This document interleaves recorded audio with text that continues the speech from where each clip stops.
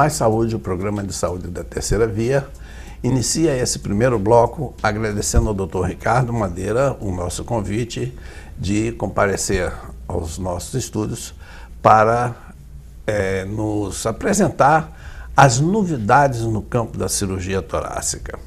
O perfil epidemiológico do nosso país tem aumentado com uma certa intensidade os traumas torácicos. Em função, nós temos 50 mil óbitos por ano, não é, Ricardo, de acidentes automobilísticos. Além de 50 mil óbitos por projétil de arma de fogo, a maioria deles atingindo a região da cabeça, mas muitos deles, provavelmente até a maioria, atingindo o tórax também. Então, a cirurgia torácica passou a ser, nos nossos grandes hospitais de emergência, um ponto importante da assistência que a rede pública presta aos nossos pacientes. Então, o Dr. Ricardo Madeira, que eu acho que até geneticamente, né, já nasce com a cirurgia torácica enfronhada na sua paixão pela medicina, porque o Dr. Décio era um pneumologista da maior respeitabilidade, uma tradição da nossa medicina, né? Na estirpe de Custódio Siqueira, Barcelos Martins e Cardoso de Melo, todos aqueles que compõem a história da medicina campista.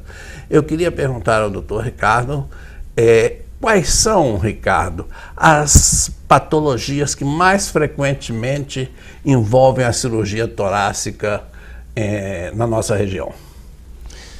Bom, eu agradeço o convite, César, de estar aqui nesse programa, cumprimentando aí os teleouvintes do programa Mais Saúde.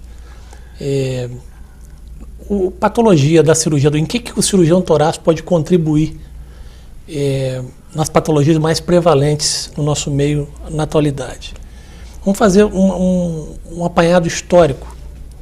Até a década de 60, o cirurgião torácico, ele praticamente operava tuberculose ativa na sua raridade e as sequelas de tuberculose na sua quase totalidade.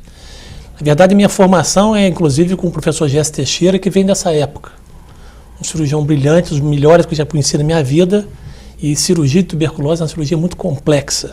Sequela de tuberculose, está tudo fibrosado, é uma dificuldade técnica tremenda. Então, isso foi um aprendizado grande na minha vida pessoal. Mas aí veio o tratamento clínico da tuberculose, que diminuiu essas sequelas, diminuiu a quantidade de doente com sequela, e a cirurgia torácica no mundo inteiro entra como se fosse um adormecimento, né? Uma subespecialidade. Na América do Norte, inclusive, a cirurgia torácica ela foi englobada, embutida na cirurgia cardiovascular. Formação dos médicos, ainda hoje lá, com raríssimas exceções, é cirurgião torácico e cardiovascular. E coube a um canadense, professor Pearson, falecido agora em 2016, reativar o conceito de que cirurgia torácica não cardíaca era sim uma especialidade e uma especialidade muito importante. Então passou a focar mais, aí volta para a época atual, em neoplasia de pulmão, câncer de pulmão, que hoje é o nosso carro-chefe, é o que a gente mais opera hoje, é câncer de pulmão. Lembrar aqui que câncer de pulmão é uma das doenças mais letais que existem, e a cirurgia tem um papel preponderante no tratamento, podendo curar quando o estadio é precoce. Então hoje eu diria que o nosso carro-chefe é a cirurgia do câncer de pulmão. Tem outras cirurgias, você falou a respeito do trauma.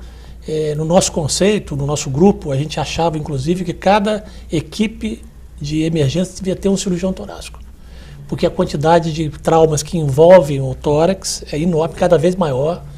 E só para falar em estatística, né, quando envolve o tórax, além de outro lugar, vamos falar de trauma craniano. Trauma craniano é letal? Sim, mas se tiver um trauma torácico associado é muito mais letal. Trauma de extremidade, fratura de fêmur, pode matar uma pessoa? Sim, mas se tiver um trauma torácico associado, isso é muito mais letal. Então daí a importância que a gente tem certeza de que sim, uma equipe de excelência em trauma, num hospital referência, devia ter em cada equipe um cirurgião torácico, né? Mas, voltando à sua pergunta original, eu acho que hoje o carro-chefe nosso a maior dedicação em termos de tempo e de quantidade de pacientes é a cirurgia do câncer de pulmão. A cirurgia do câncer de pulmão. Primeiro alerta para os tabagistas, hein? Ouçam as palavras do Dr. Ricardo Madeira. Câncer de pulmão é a causa mais frequente de cirurgias torácicas. E nós sabemos que mais de 90% deles, como tem nos preconizado frequentemente o Dr. Luiz Clóvis Parente, está associado ao cigarro, ao tabagismo. Guarde isso na sua memória. Dr. Ricardo Madeira, nós temos assistido nesses últimos metade do século passado e no presente século atual, um desenvolvimento enorme da engenharia médica. A medicina hoje tem suportes impensáveis há um século atrás para atuar particularmente nas cirurgias. Eu creio que as cirurgias avançaram mais até do que a clínica médica.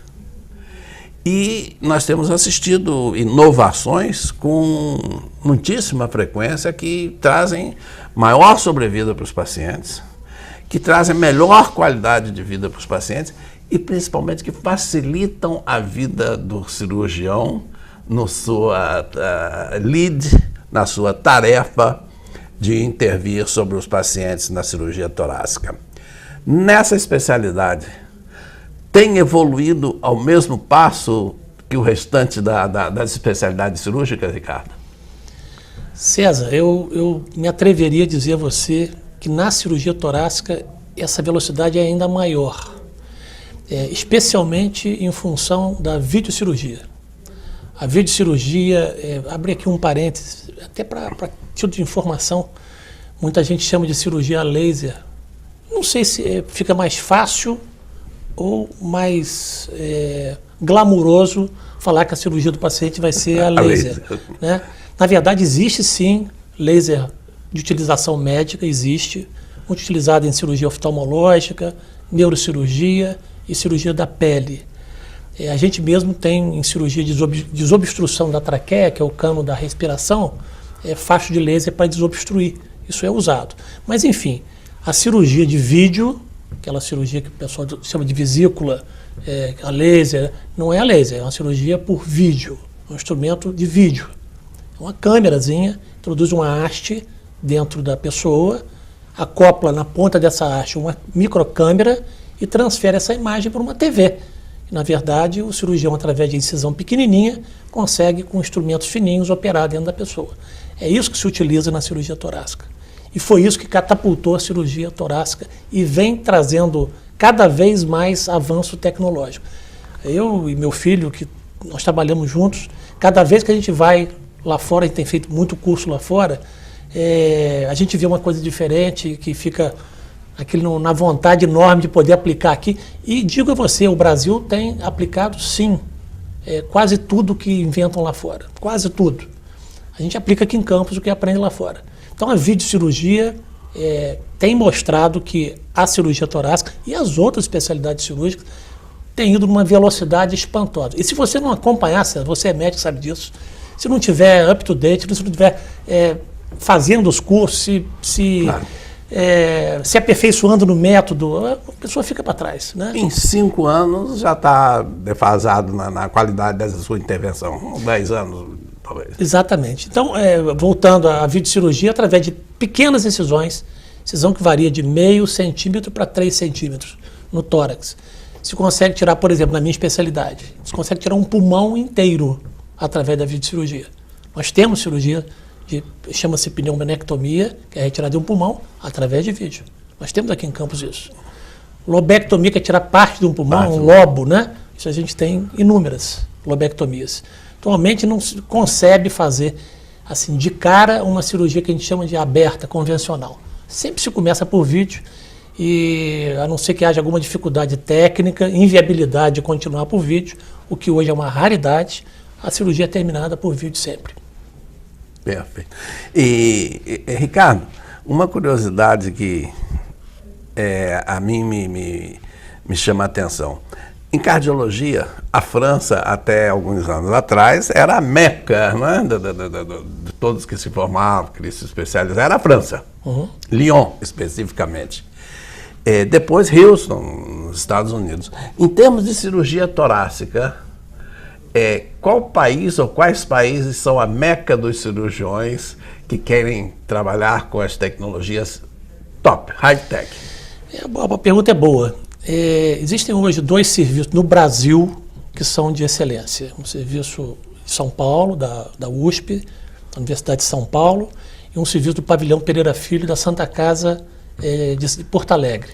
Esse com um volume de cirurgias muito maior do que qualquer outro serviço.